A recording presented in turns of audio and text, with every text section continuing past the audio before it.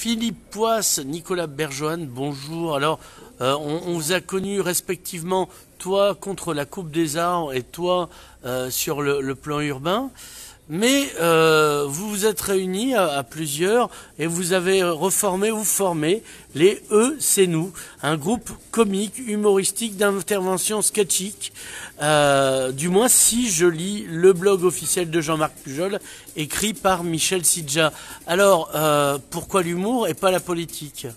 Eh bien, je crois que l'humour n'exclut pas la politique et l'humour n'exclura pas la politique, puisque nous avons désormais été intronisés par la municipalité troupe de théâtre. Et bien, nous comptons lui montrer que nous savons jouer et monter des spectacles, à vrai dire, meilleurs que les siens, moins tragicomiques, plus drôles.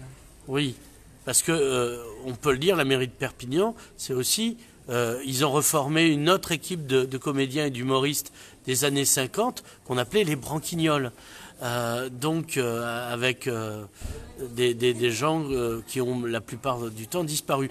Et eux, ils ont aussi reformé un roman d'Henri Verne avec Bob Moran, La vallée des brontosaures. Alors les expressions t'appartiennent, mais il est évident que les politiques qu'ils mènent et le spectacle qu'ils donnent de la ville et à la ville n'est pas digne du XXIe siècle. Nous ferons une comédie un peu plus moderne, je pense. Nous offrirons des partitions plus fraîches. Alors ce matin, vous étiez en conférence de presse, vous avez eu donc France Bleu et Julien Marian alias l'Indépendant. Alors qu'est-ce que vous leur avez raconté ?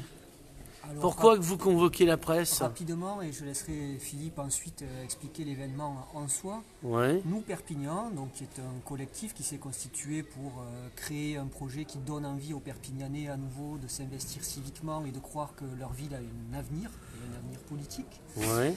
Nous, Perpignan, fait sa rentrée politique lors de la semaine de la mobilité.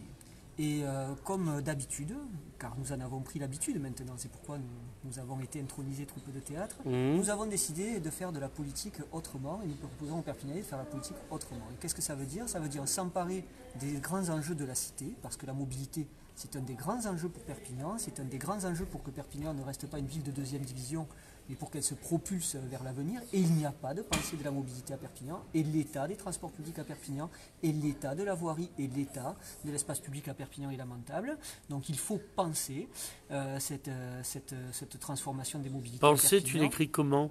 P-A-N, voilà. S-E-E-R ? Non, oui, mais maintenant, il suffit de mettre des cataplasmes sur des jambes de bois comme on le fait jusqu'à présent. Justement. Des cautères. Il faut penser et se propulser. Donc nous, ce que nous allons proposer aux Perpignanais, c'est de penser à nouveau la mobilité, de la discuter avec nous et en faisant de la politique de rue, c'est-à-dire en invitant à Perpignan le Parking Day dont Philippe va te parler maintenant. Alors, Philippe Poisse, le Parking Day.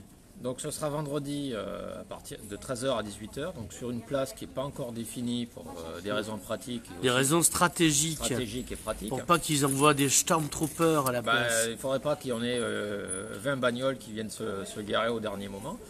Donc le point de rendez-vous, c'est devant les Galeries Lafayette, là où la ville s'effondre d'ailleurs. Oui, où il y a des gros Legos. Il y a des gros Legos, parce que pendant que la ville s'effondre, la mairie joue aux Legos, c'est bien.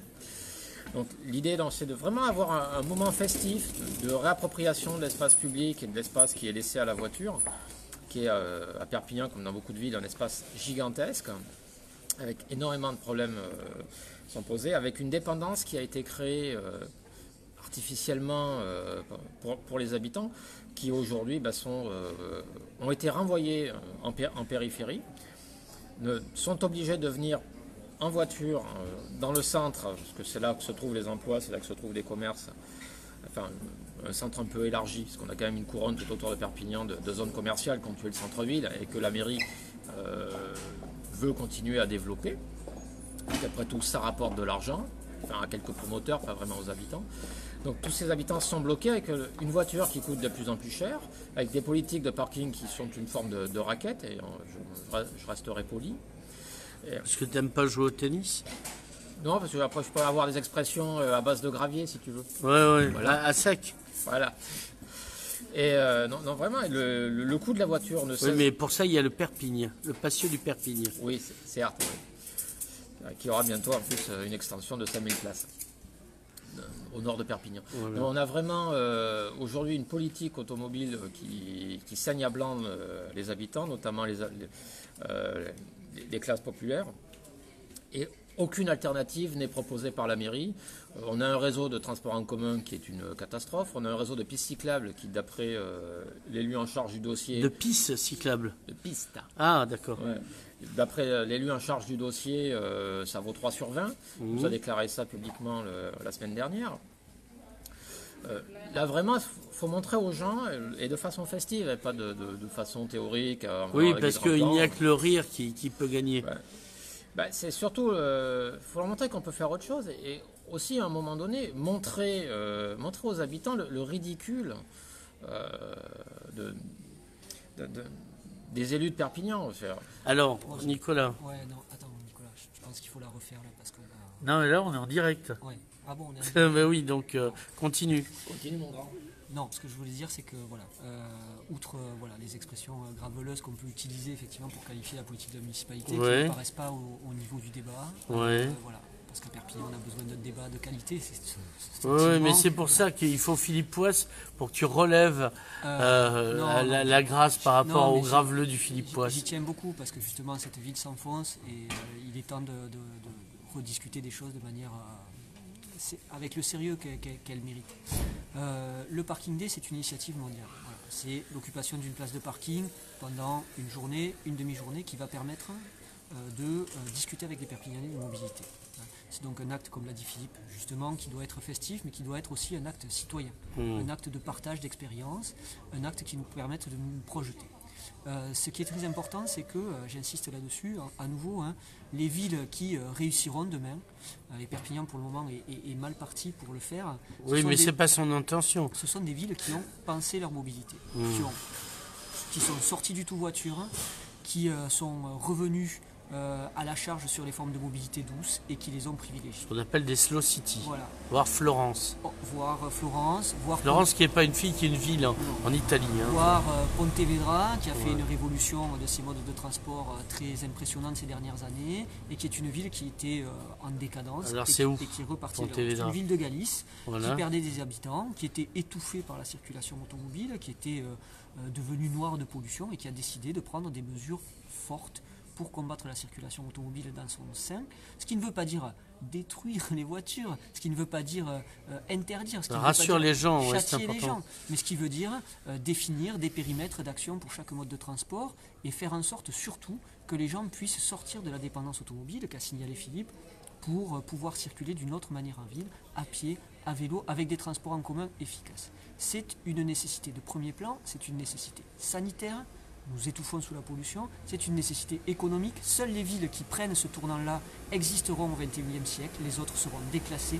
C'est une nécessité sociale, parce qu'il y a dans cette transformation des mobilités aussi une transformation du vivre ensemble, du rapport à la ville, de l'amour qu'on peut porter à sa ville, de la perception de sa ville, qui est tout à fait nécessaire, notamment à Perpignan, où le lien social se délite. Donc il faut amorcer cette révolution des transports, il faut en convaincre les Perpignanais, il faut qu'il y ait des gens qui aient du courage pour leur permettre de s'exprimer à nouveau sur ces questions et pas simplement pour rester à des vieux schémas.